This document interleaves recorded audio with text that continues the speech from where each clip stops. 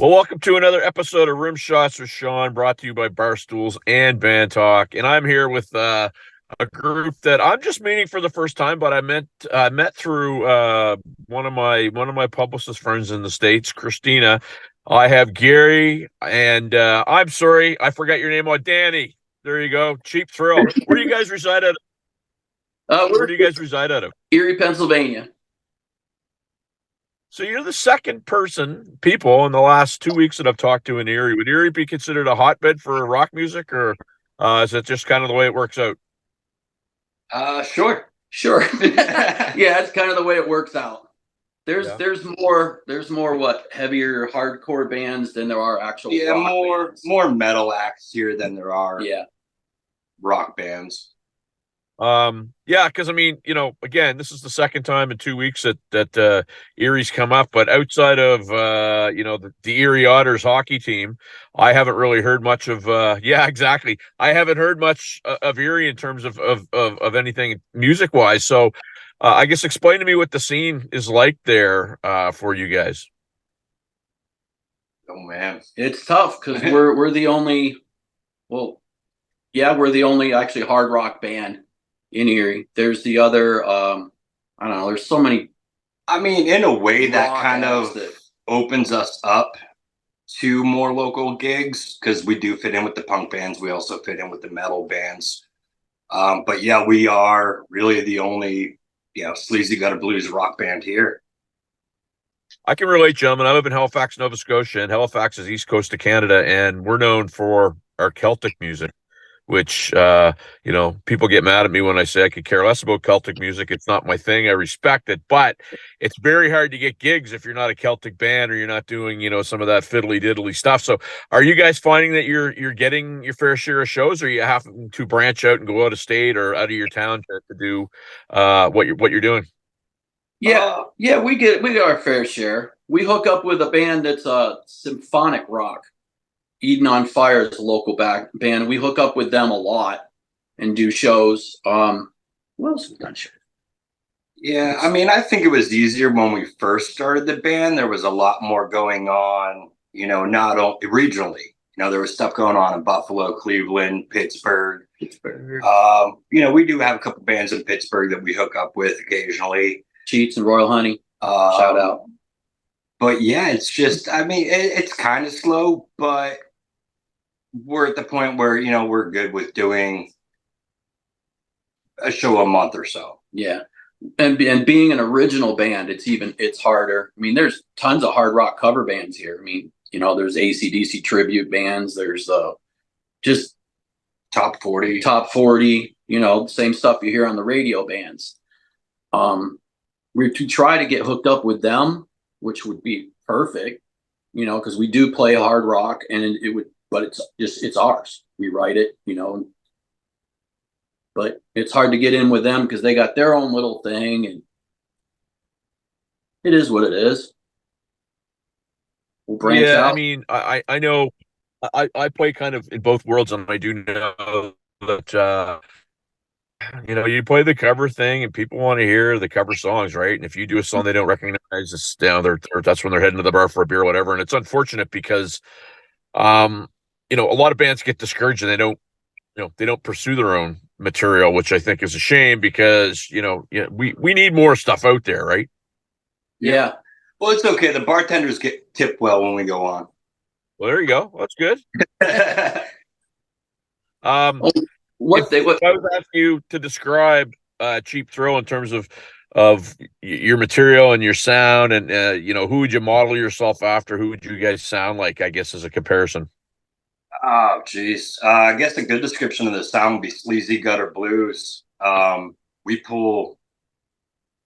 Everybody has their own influences. I'm a late '80s kid.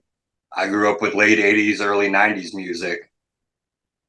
It's anywhere from, like, when I answered Dan's ad like a million years ago.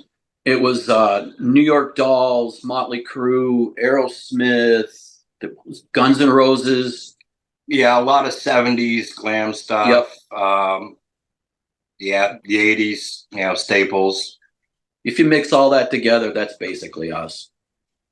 So I always like to ask. I interview a lot of bands that are from that era, and they do monster rock cruises and those types of things.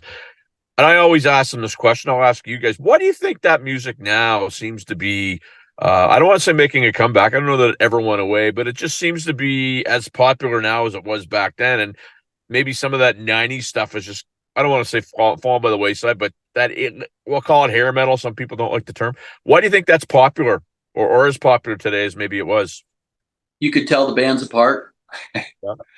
You know, not being mean about it, but yeah, you could put on AC/DC, boom, you knew it was them. Cinderella came up next, boom, you knew it was them. Motley Crue, everybody. I think some of it has to do with kids actually, going through their parents' CD collection and like, what the hell is this? First of all, what is this? They don't. Everything's digital media now. It's not on hard copy like it was. So finding tapes and CDs, opening it up. I think it was a raw. Well, sorry, it's a great point because I find a lot of those kids that are listening to that stuff now, their parents grew up on that, right? And so I'm not going to say they were forced to listen to it. Certainly my kids, I mean, like, they don't love it, but they don't hate it. I mean, they're familiar with it. So I think maybe that's what it is. Yeah, I mean, look what we listened to from our parents. It was country. It was a mix of stuff, 60s rock, country, whatever. I mean, my mom liked Barry Manilow, and I still laugh about that. But yeah, it was a mix, and all that just carries on over. You have to know the past to play the future. It's just the way it is. If you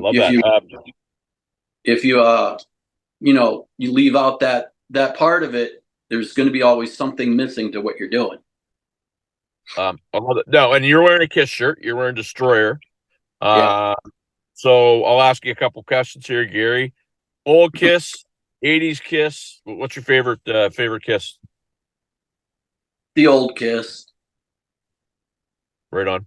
It just. I like the way. I don't know. It seems like Gene's bass lines were more. They were more influencing on the albums, on the older stuff. I mean, once it hit '80s, yeah, they had to change a little bit, but I think the bass wasn't as prominent as it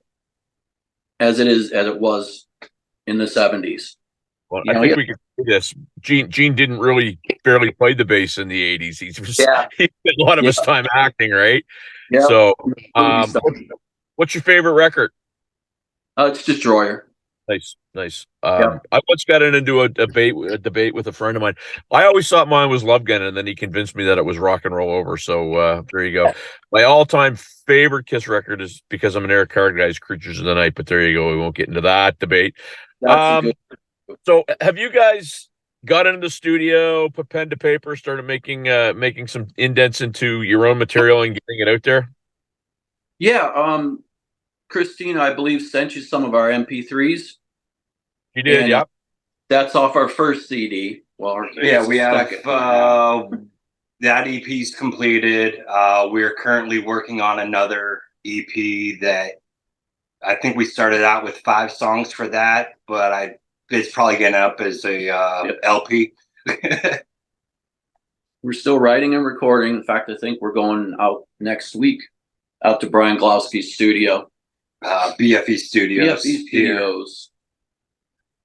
So would you guys and Christina did send me the material, and sometimes you never know whether or not you're supposed to hear it, or certainly it hasn't been played for anybody, because I don't know what the status is. But if I was to kind of say to you guys, I kind of heard a little bit of maybe LA Guns in there, would you be tremendously insulted if I said that? No. Hell no. Nope. Like we said, we listen to all of it, so it's gonna bleed into it. I mean, yeah, we definitely wear our influences on our sleeves. So, in terms of, you mentioned you're playing with that band, your friends that are local band and a couple Pittsburgh bands. Have you guys made an attempt to get out there? Because I know how hard it is to get on shows, and I know how hard it is to, I was talking to a band the other day, like there's these buy-in things now that seem to be, pretty big. If you've got money, you can buy on shows, which, I mean, I don't really know. It's another form of payola to me. But have you guys, what are you guys looking at with the summer coming up and getting out there? Is there any sort of road work that you guys are looking at? We're doing a couple festivals here that involve local bands, pretty good majority of the scene. As far as like national bands coming through, even on a club level here, they skip right through, you know. So it's kind of hard to get on into other markets with that, you know. The other bigger cities kind of have their go-to bands for those things. Yeah. No, they do. And it is frustrating. I know bands in other markets and they mention the same thing. It's almost like if you're from a small town, you're disadvantaged. And then I talk to other people and it's like, yeah, it doesn't really matter where you're from if you have the right connections. So it just seems to me like you guys you're finding your way there and you're gonna hit your stride. And the band's been together how long? Since 2009. With the few points of hiatus. But all in all, yeah, the band's been around since 2009. So I mean, at this point, you guys are we'll consider you veterans. I mean, 2009, people hear 2009 think it wasn't that long ago, but it was a little bit of time ago. I know, say 20 years Anything. ago, I think 1990. Well, there you go, man. There you go. I mean, the first part of my career was done in 95, and that seems like it was just yesterday. So, um, do you was there anything you guys might have done differently between 2009 now? Obviously it's a different time. Music's evolved, music's changed. There's different sorts of things that happen. Streaming is out there.